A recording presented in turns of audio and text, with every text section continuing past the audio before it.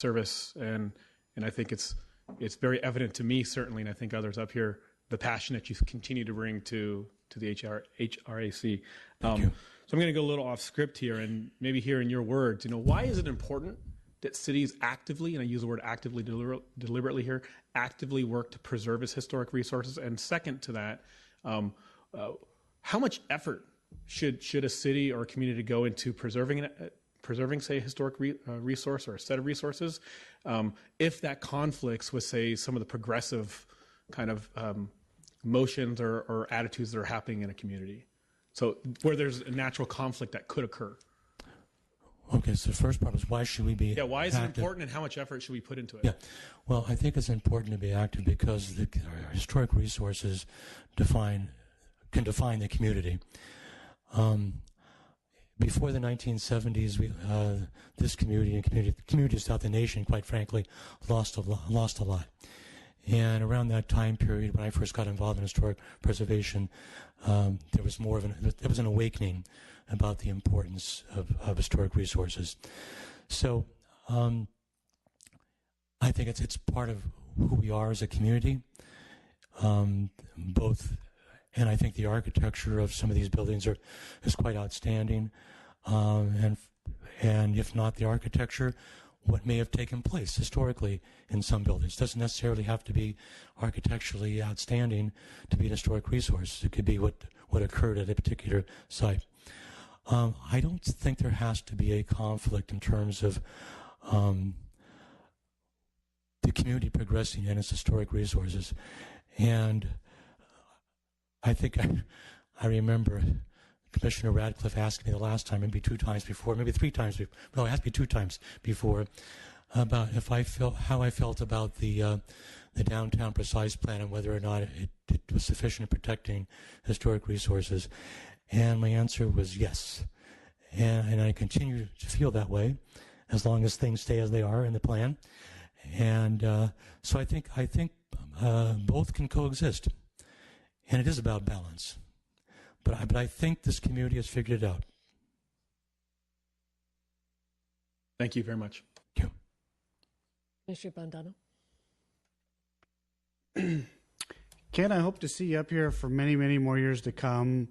I appreciate you saying so. The assumption was always that you've not lost one bit of passion. So commend you for that. I'm also very excited as well, hearing about sort of the change and passing the gavel and new leadership. But I know that whole committee kind of looks to you as our historian and a lot of institutional knowledge, as you mentioned. With that, and that committee has had several joint study sessions with this body, and your committee has always very well presented a work plan. I'm wondering, is the work plan, because we always come back to like some real top important initiatives, which are important, and then there's all the little stuff that it seems like we always keep having there and never getting around to it. So very quickly, I'm just curious, what do you think, or how should the committee take a look at refining and continuing its annual work plan? Do we focus on 1 or 2 big initiatives, or should we start taking a look at knocking off some of the other low-hanging fruit? Well, I think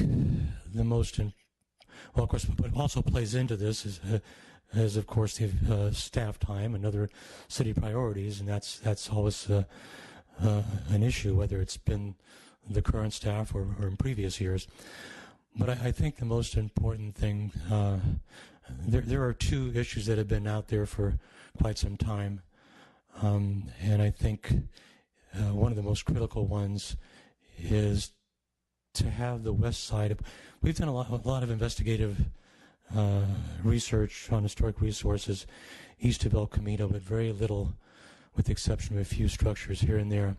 So I think it's really critically important as a planning tool for the survey work that we've talked about in a context statement on the west side of El Camino, or more specifically in what we call the Mount Carmel area. And that's been out there for a number of years. And also, there are just so many historic resources in Redwood City. and it costs money to document these resources, which means that there are probably a few hundred or more, I can't even put a number on it, that are probably equally as important or important enough that perhaps should be in the historic resources inventory. Okay, so the issue has to do with what happens with those properties when there is something proposed for that property, whether it's a significant alteration or perhaps even a demolition. So one of the items in the general plan, historic element, specifically indicates that the community needs to come up with a plan for dealing or some sort of a protection in place for dealing with those properties that are obviously historic but are not documented as such. Okay, and that's also been on. We've talked about the last few working sessions. So I think those two items are really, really important.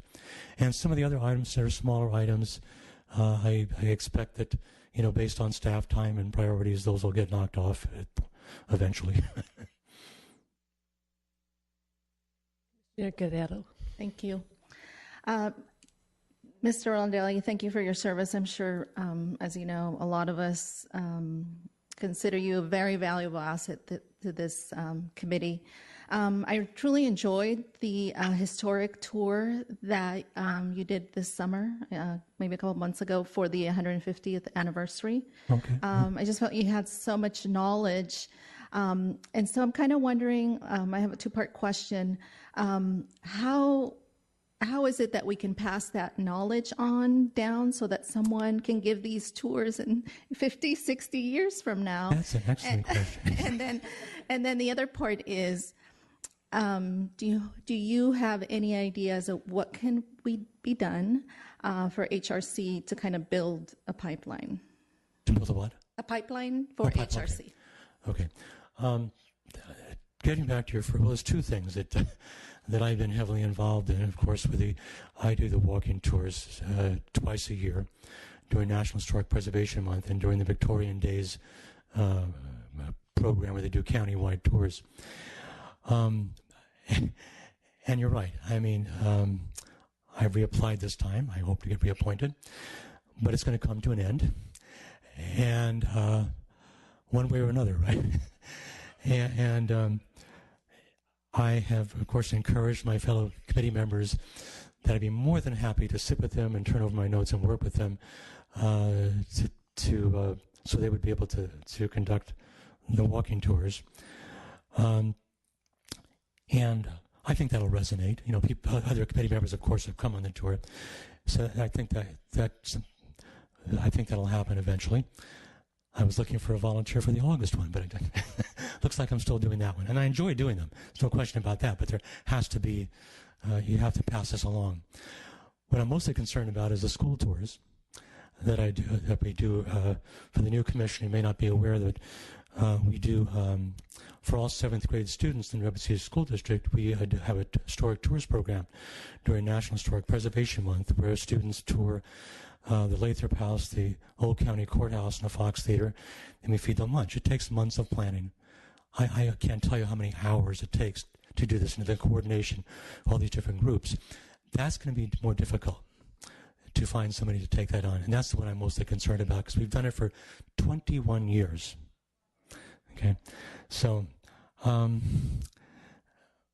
think it's just as far as the pipeline and getting people involved, cajoling on my part and reinforcing the fact that it's going to have to happen in order to continue these things. Thank you. So just so that our new commissioner knows, how many school kids do you think every year go through this tour? Well, this last year I think was our biggest. It was 863 students. When we first started this, it was basically 1 or 2 or 3 schools that had 7th grade students. Now there's 9. So you have all these principals and teachers, and it's quite a thing. I started on it in January. I'm still working on it in March and April before I can actually finalize the schedule. Great.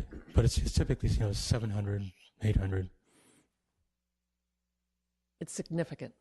Yeah. It's a lot. It's very significant. Well, maybe we can also get you to give this commission a tour sometime. Be happy to. Okay. Thank you very much for Thank you. your time. And we will be voting on this in our regular meeting. And any other, okay. We will be adjourning for 5 minutes for the 7 o'clock regular commission meeting. Thank you very much.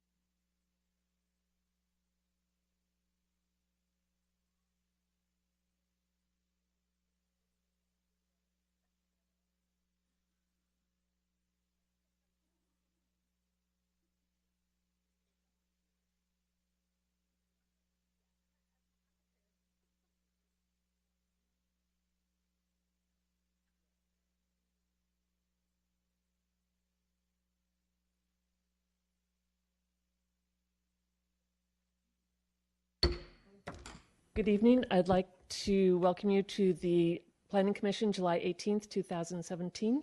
Could we have roll call? Certainly. Commissioner Guerrero. Here. Commissioner Hale is absent. Commissioner Safdari. Here. Commissioner Schmidt. Here. Commissioner White. Here. Vice Chair Bondano. Here. And Chair Radcliffe. Here. Next, we have approval of the minutes for June 20th, 2017. So moved. I have a motion and a second. Do I have any corrections? All in favor? Aye. Aye. Chair Radcliffe, would you like to do the Pledge of Allegiance? Oh, I went right past that. Thank you. And I was going to ask our brand new commissioner, Safdari, to lead us in the pledge. Thank you, so Madam much. Chair. Please rise for the Pledge of Allegiance. I pledge allegiance to the flag of the United States of America and to the republic for which it stands, one nation, under God, indivisible, with liberty and justice for all. Thank you. Sorry, my apologies. Okay, we've done minutes. Oral communications. This is for anyone who wishes to comment on an item not on the agenda. I have no speaker cards. Okay, we'll go forward. Consent calendar. We have none. Next, we will go to public hearing. First, we will do the Architectural Advisory Committee appointments. And we have one appointment and two applicants. So we will go down through the roll call, and each one of us will say our preference. That's Is that correct. When I announce the commissioner's name, give me your preference for either applicant, and the applicant that receives 4 votes this evening will be appointed. If we end up in a tie, we'll continue with rounds of voting until we do not have a tie. Perfect. So we will begin with the Architectural Advisory Committee. Again, 2 applicants, Ms. Sally Roth and John Stewart. The Planning Commission did conduct interviews earlier this evening, and take the vote. So Commissioner Guerrero. Mr. John Stewart. Safdari. Sally Roth. Commissioner Schmidt. Sally Roth. Commissioner White. Sally Roth. Vice Chair Bondano. John Stewart. And Chair Radcliffe. John Stewart. We have a tie, so we will have a second round of voting. Start with Commissioner Guerrero. John Stewart.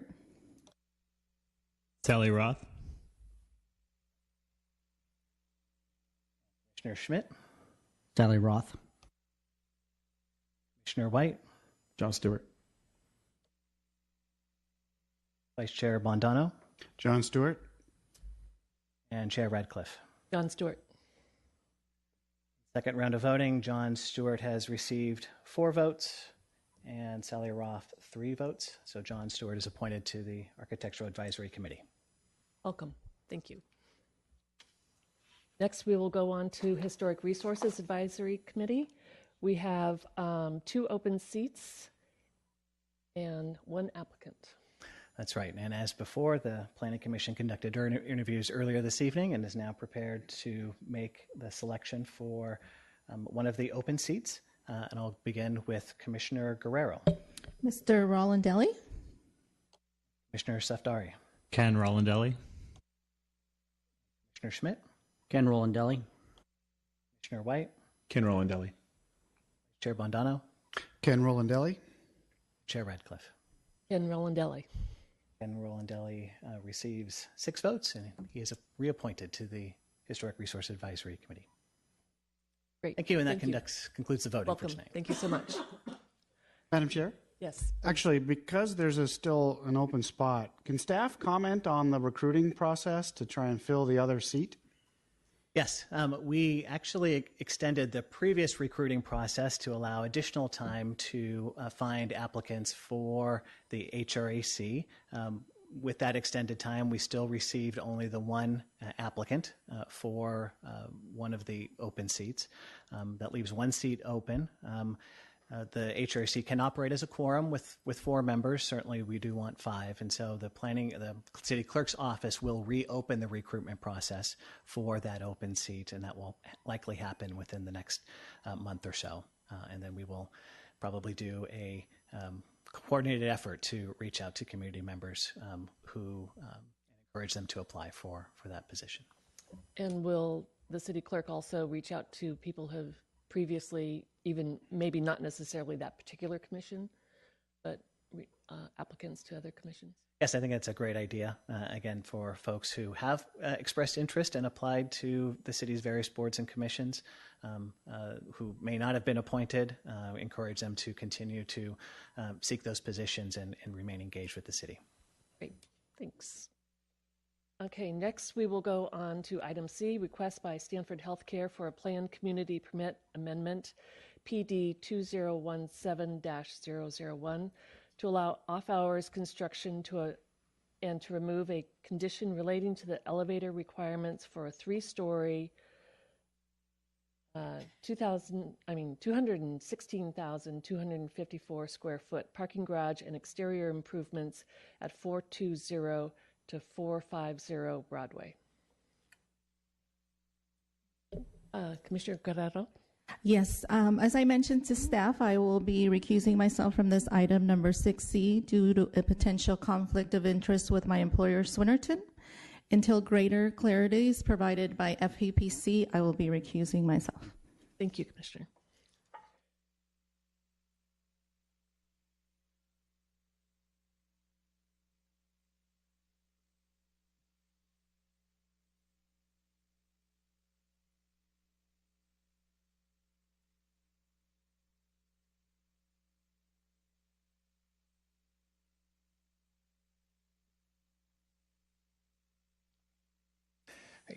Thank you. Commissioner Stephen Turner, Planning Manager. Staff is recommending that the Planning Commission continue this item to a date certain of August 1st, 2017.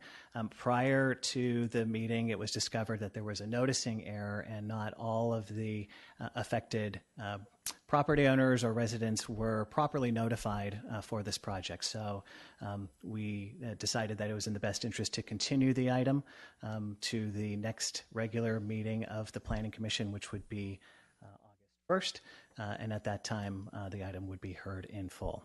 But this is a public meeting, and we would encourage the Planning Commission to hear from any members of the public who may have attended this meeting hoping to speak to this item.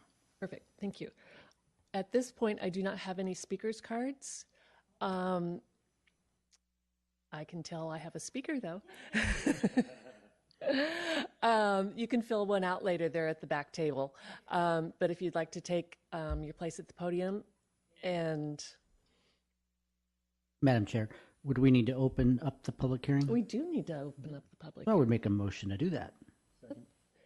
Okay, so moved. All in favor? Aye. Okay, public. Hi, Hi. my So name- we have a couple rules. Okay. There's 3 lights on the podium. You have a green light for 2.5 minutes. They're not Okay. lit. Yep, it'll be a minute coming. Then it'll go to yellow, which gives you 30 seconds, and then red, and you're going to be done. Okay, thank you. Okay, I'm here. My name is Barbara Boca. I'm representing myself and the residents of Redwood Mobile Estates at 2053 East Bayshore Road. We are against the amendment to allow off-hours construction for the 3-level parking garage. If Saturday, July 15th is any indication of your off-hours plan, it's unacceptable. Many residents were awakened at 6:45 a.m., as were their animals. It was a very long day. It was very noisy, and the construction continued all day long. So I have signatures here. I don't know if you're going to accept these today or if I have to wait until August, but all these signatures represent households, not individuals, that I went around, and so we'd like to negotiate different hours if that's possible. Gee, and it's still green. I cut out a lot of stuff too. Sorry, staff will definitely take the signatures and they'll go on record. Okay, thank you. It will be part of our discussion on August 1st.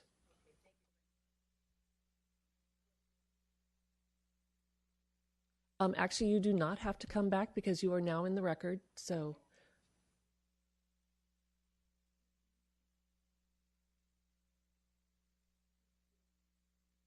Great.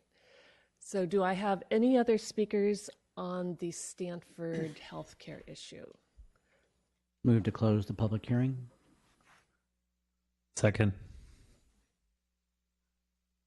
All in favor? Aye. Aye. Public hearing is closed. Okay, so we need to do a roll call for the continuation, or? And have a motion and a second Okay. for the staff recommendation or any Madam other Chair? action? So in light of the staff update and report of the noticing error, I would like to move that we continue this item to the date certain of August 1st. I would second that. Okay, I have a motion by Commissioner Bondano and a second by Commissioner Schmidt. Any discussion?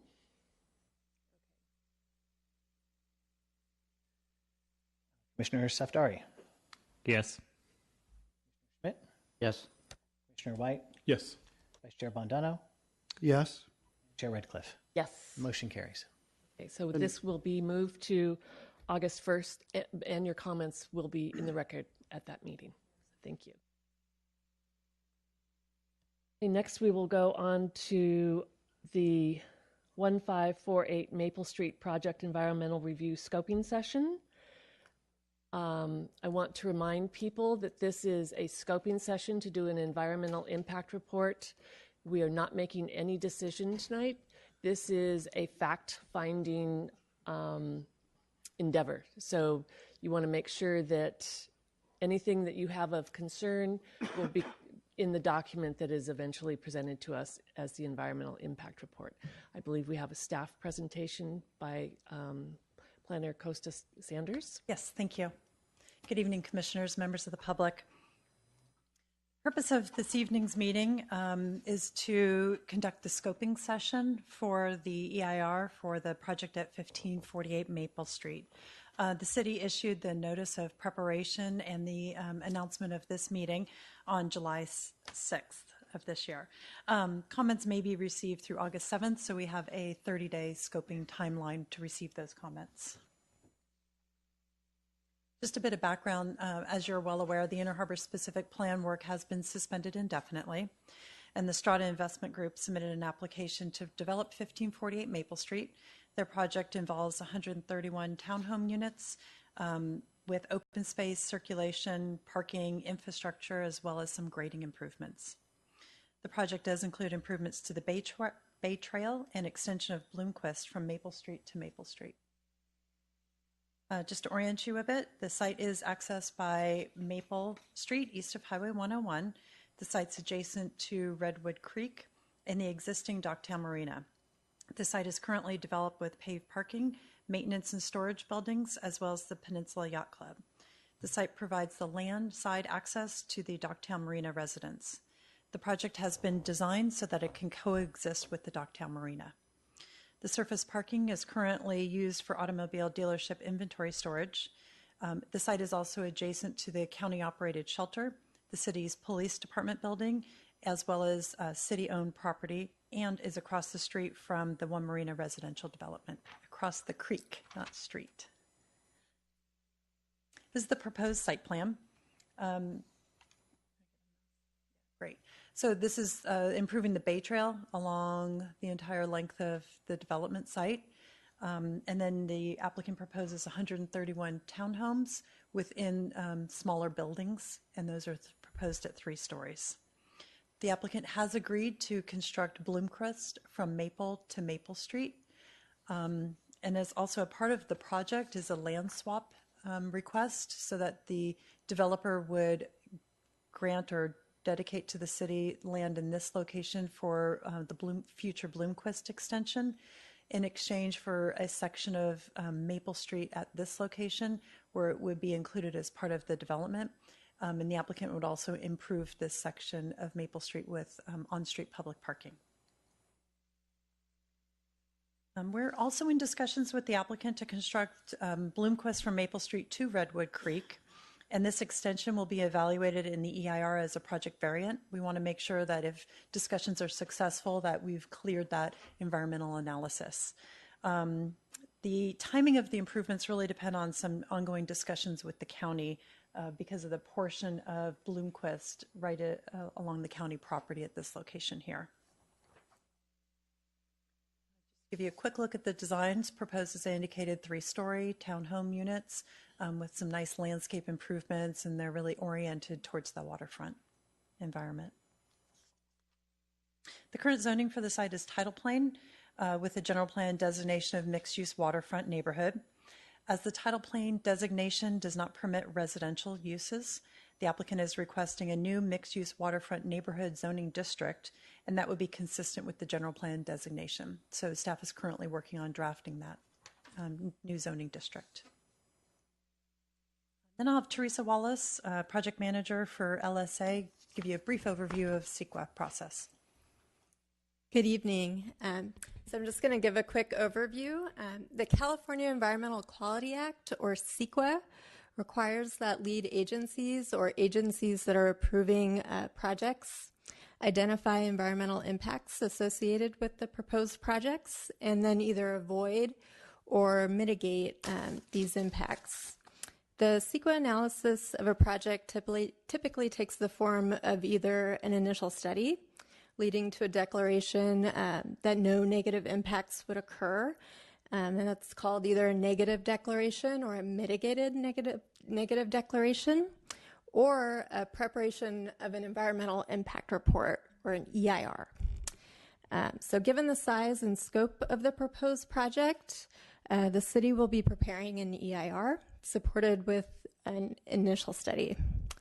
So in the broadest sense, the purpose of the EIR is to inform decision makers and the public, engage the public during the environmental review process, disclose potential impacts of the project on the environment, and avoid or reduce those impacts through identification of either mitigation measures or alternatives to the project. So as Lisa said, on July 6th, the city issued a notice of preparation, or NOP, notifying interested parties and responsible agencies that an EIR will be prepared. The 30-day comment period is to provide public comments on the scope and content of the EIR, and that ends again on August 7th. During that time, interested parties are encouraged to submit comments on the scope of the EIR in writing. And tonight is also an opportunity to provide verbal comments. So over the next several months, we will be preparing the EIR, and the draft EIR is expected to be published in the late fall or early winter. The EIR will consider all of the comments received tonight and in writing during the 30-day NOP comment period. After the EIR is published, there will be a 45-day public comment period. During those 45 days, you will have an opportunity to review the EIR and initial study and submit comments to the city. The city will hold a public hearing during that 45-day comment period, and at that time you can also provide your verbal or written comments. So after the close of the comment period, we will then prepare what's called a response to comments document, and that will include written responses to each substantive comment that's received on the EIR. The response to comments document will also include any revisions to the draft EIR, if any are necessary. Together, the draft EIR and the response to comments document will constitute the final EIR. The final EIR will be published and available for review a minimum of 10 days before any hearings are held. Once the final EIR is complete, the city will consider certification of the EIR, and then after that, we'll consider approval of the project as a separate action. The public may attend these hearings and provide comments on the final EIR. So as I mentioned previously, all the environmental topics identified under CEQA will be considered and evaluated either in the body of the EIR or in the initial study, which will be included as an appendix. It's important to note that the analysis will focus on direct and indirect physical impacts of the project on the environment. Effects like economic and social changes are not physical impacts and are not required to be evaluated under CEQA. In addition to each environmental issue topic, CEQA requires that the EIR consider a reasonable range of feasible alternatives. The alternatives should attain most of the project objectives and should either avoid or substantially lessen any significant effects of the project. The alternatives will be developed after the impacts of the project are identified and with input received during the NOP comment period. A no project alternative will also be considered. CEQA also requires an EIR to evaluate potential environmental impacts that are individually limited but may be cumulatively significant. These impacts that could result from the proposed project together with other projects in the vicinity. So again, the purpose of this meeting is to engage the public early on in the environmental review process and to get your thoughts on the topics that should be evaluated in the EIR. The merits of the project are not considered in the EIR, so your comments should focus on specific issues that relate to impacts on the environment. Comments should focus on the range of environmental topics to be considered in the EIR, any specific issues of concern related to environmental topics that should be considered by the city, the approach and methods that should be used in the analysis, and any potential alternatives that you think should be considered. So that's just an overview of the process, and I can answer questions if there are any later or now. Sorry, the next steps. After the scoping meeting, as indicated, we're going to be working on preparing the draft EIR. We can also schedule the architectural advisory review, and they'll be making a recommendation on the project. And then, as Teresa indicated, publication of the draft EIR, that public review timeline. Then we'll schedule the Planning Commission public hearing on the draft EIR, consideration of entitlements, and then the final decision-making body here is the City Council. And then, as I indicated, comments can be submitted verbally this evening, by email, or in writing, and they can be delivered to myself through August 7th. We have received 4 comments that you should have in front of you prior to the meeting this evening. We can try to answer any of your questions. The applicant is also here this evening if you have any questions. He's decided not to make a full detailed presentation to save the time, but would be happy to answer any questions that you have. Thank you. Perfect. Any clarifying questions from the commission? Super. Seeing none, we will go into the public hearing. Move to open the public hearing. I have a motion by Commissioner Schmidt and a second by Commissioner Guerrero. All in favor? Aye. Great.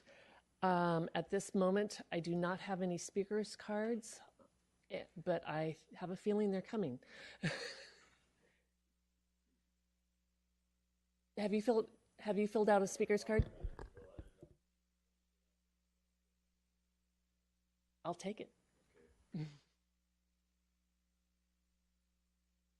There are cards on the back table if anyone cares to comment.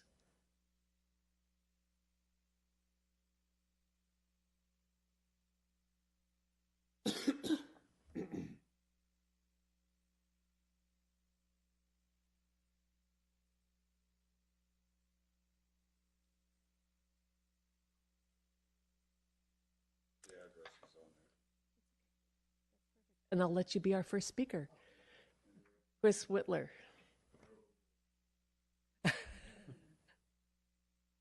Okay, I think it's a great project. And Your light's not on. All right now? There you go. Okay, it's a great project, and I think especially if they're going to extend the bridge that goes nowhere from where I live down there. But the thing of it is I'm concerned about, and I'm concerned about in the city, and I don't know if this is the proper place is, if we need to start thinking about middle income mixing with market income property, not separating them but together, and also maybe even lower income. Denver has done this recently, and it's worked out fantastically. It was on the business news recently. We're not going to do this pretty soon. We're going to lose our teachers, our policemen, our firemen, people that work in restaurants, and people that work for you. So that's the reality of life. So I don't know if this is the proper place to express this concern, but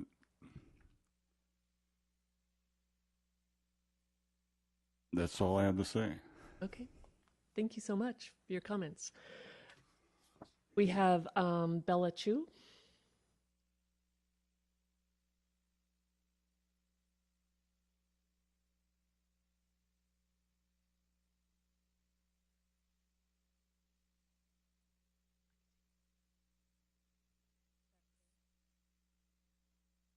So I'll just keep this very brief. First of all, thank you for your service. But I was thrilled when I saw this project because I remember my husband and I looked for a house about 4 years ago. And really the market is kind of bifurcated into two categories, single family home or high rise downtown.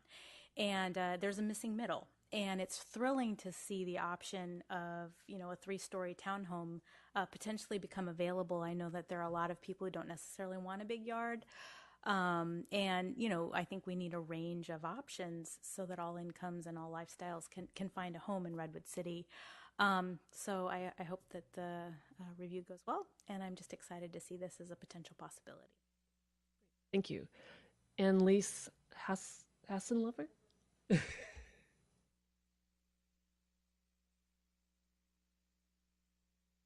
Hello. Hi. Hi. I've moved here in... Will you pull the mic up so that we can record I'm you? tall. So you're part of the record?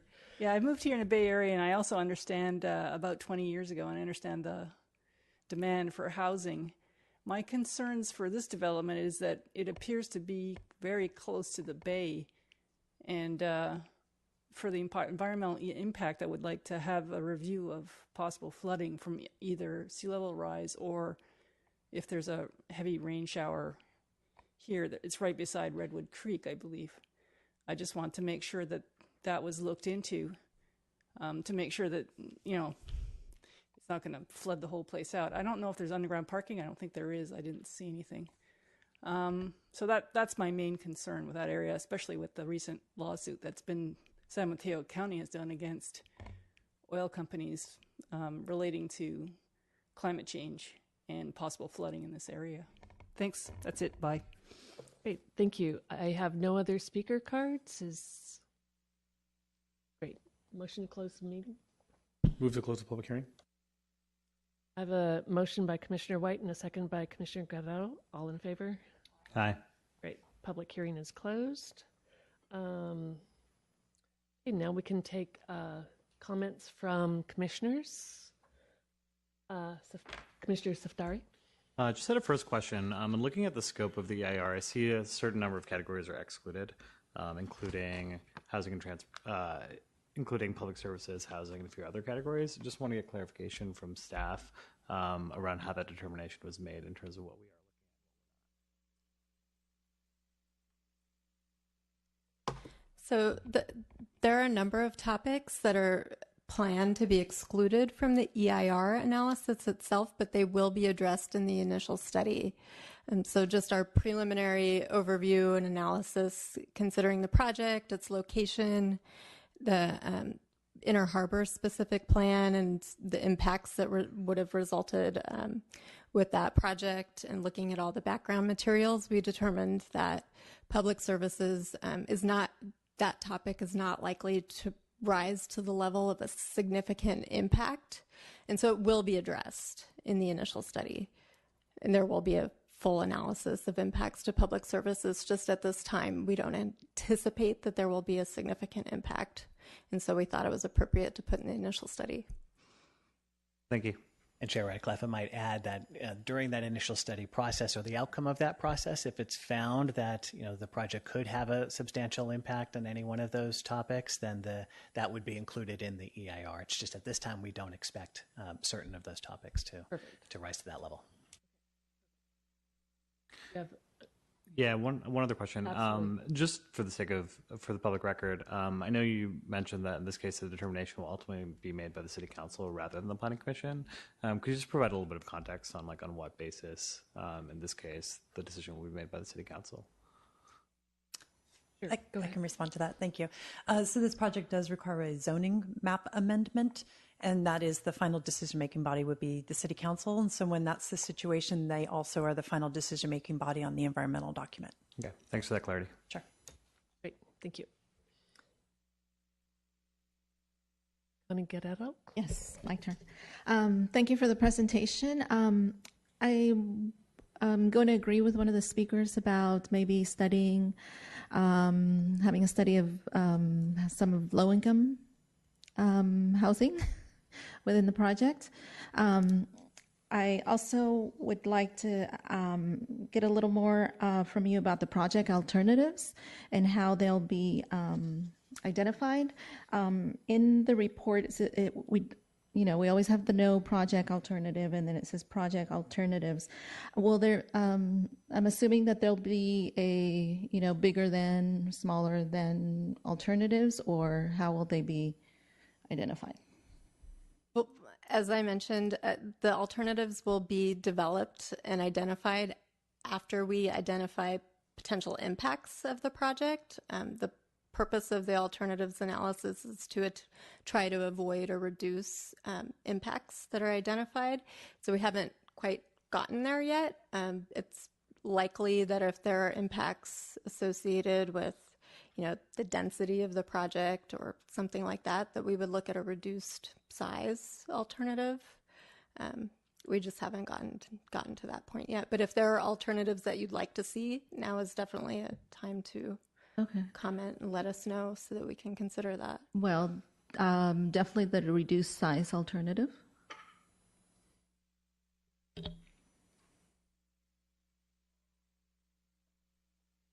So typically, like a reduced size alternative would be if there are transportation impacts, and reducing the size would eliminate an intersection impact or something like that.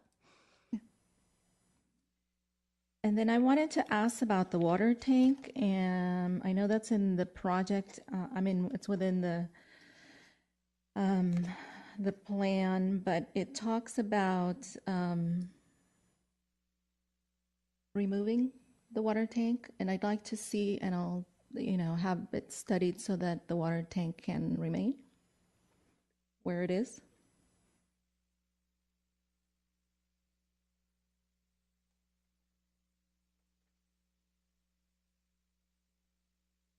Just one more thing about the remediation. You'll be providing letters and information on all the remediation that takes place. Thank you. That's all. Any other? Mr. White. Thank you, Madam Chair. Thank you for the overview that has been provided this evening. I think this would probably relate under the public services section. I'd like to learn more about potential impacts or cumulative impacts this would add on with regards to public schools.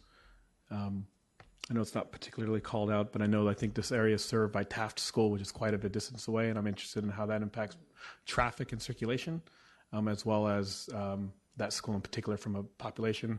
I think hypothesis I have is these are kind of single-family townhomes, generally more geared towards family orientation, which is a little bit different than I think you might expect in one-bedroom downtown kind of urban development. So I think it may have a different kind of impact. So I'm interested to learn more about that. And as we bring,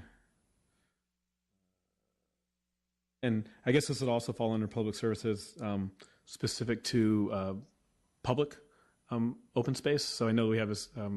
What's in the project description, a great Bay Trail extension, but I'm also interested. I know I've heard, and I could say that I've done, take my bike or go running on the One Marina project area along that, and kind of understanding how or if members of the community use that space for cycling, running, sightseeing, and having a better view of the impact that might have. I think it's already going to be covered anyway, since I know that's a significant part of the project. But we just want to call it out in particular. Thank you. Thank you, Madam Chair. Excuse me. Yes. Sorry, just quickly through the chair, I just wanted to comment on something that Commissioner White mentioned regarding school impacts. So just something to keep in mind is that under state law, commonly known as SB 50, projects can not be denied or conditioned based on the impact of that project on school facilities. So, you know, as the project moves forward, I think that's just something to consider that's outside of the EIR context, but will be, may come up during the consideration of the underlying project. Great. Yeah, appreciate and that from clarity. Thank you. what I heard you say, I think you're more worried about the traffic impact of school-aged children versus Correct. impact on a school. My comments were specific around circulation. Yeah. Thank you. Yeah. And again, like traffic impacts would certainly be considered as part of the overall discussion about under traffic or transportation and circulation in the EIR. I have just one clarifying question for Commissioner White. Sorry, excuse me. On the open space impacts, you mentioned that you'd like to see analysis on the effect on open space of this project on the adjacent and nearby open spaces, for example, the one marina Yes. open space areas? Yes. Okay, Thank good. you. Thank you. Thank you, Madam Chair. So I would concur with my colleague, Commissioner White, on a couple of things. The traffic, definitely. Open space, I wanted us to take a look at that. You know, it's interesting. One of the questions that I was asked when I was interviewing for the Planning Commission position last time, they asked what were one of the things that was going to be very important, thought that we were going to be looking at. And I thought projects on water was going to be something that was obviously going to be significant. So I want to make sure that we're looking at areas that that we're not taking, that there's nothing that we're taking away the water from the community, if that makes sense. So open space. My other question was, what was the last project that we looked at that would have had us change the zoning of tidal plains? And I'm going to guess it was Cargill. Could it have been that? Pete's Harbor? Could have been that. I think Pete's Harbor was already zoned general commercial, so I don't think that was tidal plain. I don't believe that there's any. No, nothing at Redwood Shores that I'm aware of. So it's been a while. I think yes, probably the Saltworks project. The Saltworks project. So I wanted us to, as we move forward, because that's what I thought it was too. So I wanted us to make sure that we kind of look back at history and take a look at comments, items that we were discussing during that time, and kind of following on that guideline, if that makes sense. I just don't want to double our work.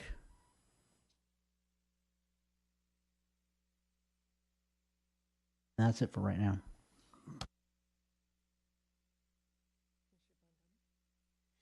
Gonna call on me regardless? Mm-hmm. Fantastic. Thank you, Madam Chair.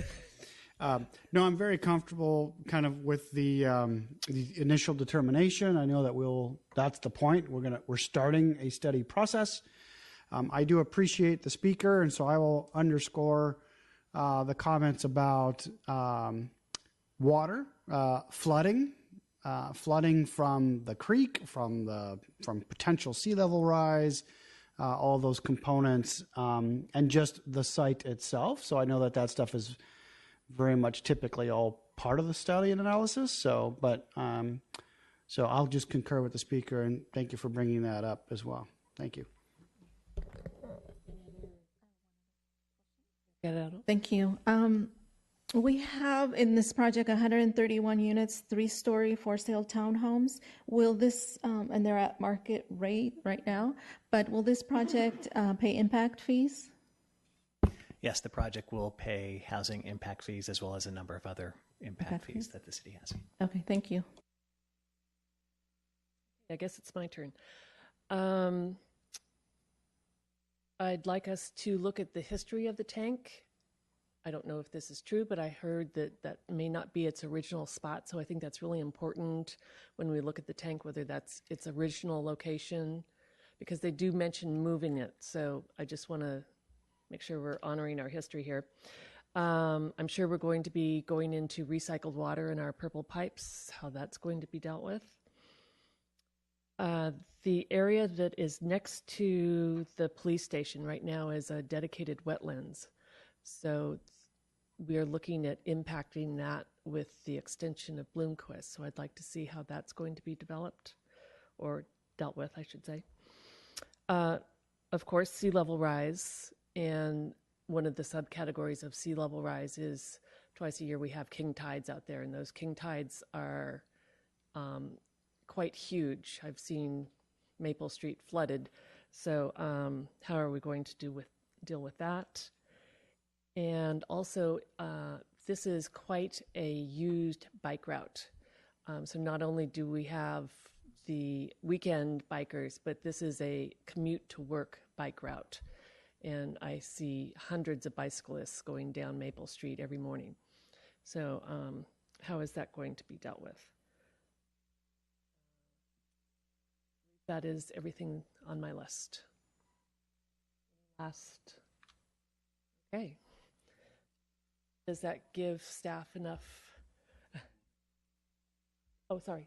One last comment. I know in the proposal it mentions 262 parking spots. So just in terms of the numbers of the variance we might be looking at, it might be interesting to see what it looks like with less parking, or just a substantiation of that being the right amount of parking per capita. So I'd be interested in seeing that at a later stage. Okay. And actually, now that you said that, is there going to be dedicated parking for the public access areas? That's another thing to think about. Certainly we'll address that. But the parking along Maple Street at this side right here is all intended as public parking. And so that will be parking that you could access at multiple points here, and access the walkway. Commissioner comments? Is that good for staff? You're happy? Yes, thank you. Okay. We are done with Maple Street. We will go on to matters of commission interest. Yes, thank you. A number of items to report on. We'll stick within the Inner Harbor area, and I'll let the Planning Commission know that on July 24th, that's this upcoming Monday, the City Council will consider a request by J. Paul Company for a general plan initiation at their Harborview Place site. Planning commissioners will certainly familiar with this project. You reviewed a request by J. Paul Company for the same general plan amendment back last November and decided not to move forward with that. The applicant is entitled to also ask the City Council in that the Planning Commission and the City Council may initiate general plan amendments, and so they are exercising their ability to do so at the council level, and so council will consider that on Monday the 24th. I know the applicant has done a number of public outreach meetings to describe their project and the community benefits that would be associated with it, and I would imagine that would also be a time for council to ask questions about that part of the project too, but they'll be taking a look primarily at the general plan initiation request from J. Paul. So Monday the 24th. Wanted to let also the Planning Commission know that the city has received an appeal of the Planning Commission's decision to approve the conditional use permit for Rocket Ship Schools. So we're reviewing that appeal, and it's anticipated that the City Council will hear that appeal at the regular meeting on September 11 this year. So we'll keep you updated on that. Third and final, we will have a meeting on August 1st. We expect to have a joint meeting with the HRAC, and we think we've got that set. We'll anticipated to hear the Stanford Healthcare request for extended construction hours, and then we'll hear another request for a notice of preparation for an EIR for the project at the former Sayufi Theater site. on Bayshore Road for a commercial and residential project as well. Information about that project is up on the city's website, so you can take a look at that, but we'll be preparing a staff report and information for that project, much like we did for tonight's meeting. Also, to let you know that the council chambers, this room is undergoing some renovation during the month of August, and so they're mainly doing tech upgrades. So hopefully we won't have any floppy microphones going forward. That will be nice. Oh. And so the chambers will be unavailable throughout August. So our August 1st meeting will be at the community room in the library across the street. And it looks like that our August 15th meeting will be at the Redwood Shores Library. So that will be an interesting opportunity to have a planning commission meeting out at the Shores and perhaps get some folks attending from that neighborhood as well. We will provide an update on the August 15th agenda as it becomes more set. Staff's comments at this time. Super. And I just want to make a comment so the public is aware that the community room in the library does have an elevator from the floor, ground floor level up to the third floor where the community room is. So it is accessible by all. Any other matters of commission interest from Commissioner Schmidt? Thank you, Madam Chair. So a couple of things. One thing that I did not mention before when we were at the end of the voting of the committee members, I certainly wanted to thank those that submitted an application, as well as those who interviewed. But at the same token, I wanted to point out that we are a growing community. And it would be great to see, even for those that are listening or watching us on the screen here, to reach out to your friends and neighbors, especially those who have just moved into Redwood City, and ask them if they want to be a part of the decision-making process of what happens in their community. So looking forward to seeing more applicants in the future, and I'm sure the City Council is. The second thing is, I know that we were talking about August 1st, but August 1st is National Night Out. The city is really spearheading this, and the police department, so thank you very much. But a lot of neighborhoods out there are having their block parties, so if you know who your block party or neighborhood association president is, contact them and find out where they're having it on that evening. It's about probably from 5 p.m. to 9 p.m. Great, thank you.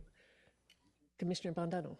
Thank you, Madam Chair. I just thought I would officially and publicly welcome our newest commissioner, Commissioner Safdari. So welcome to the team. And maybe through the chair, she might allow you 60 seconds to introduce yourself to the public.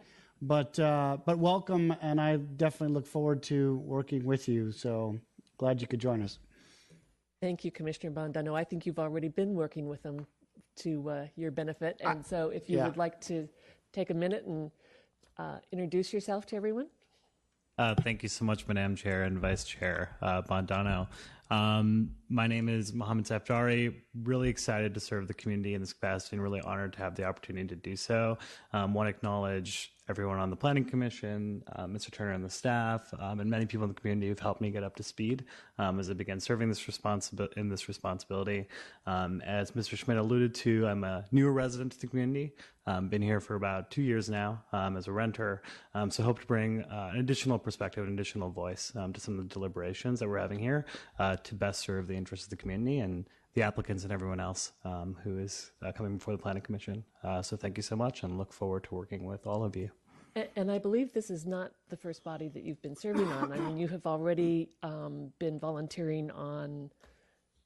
That's correct. I've been working with Vice Chair Bondano on the El Camino Real Citizens Advisory Group. I'm excited to see that recommendation come through relatively soon.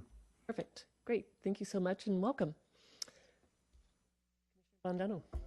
Oh, I thought you'd give me a motion. Oh, no. I'll move to adjourn. I have a motion and a second. All in favor? Aye.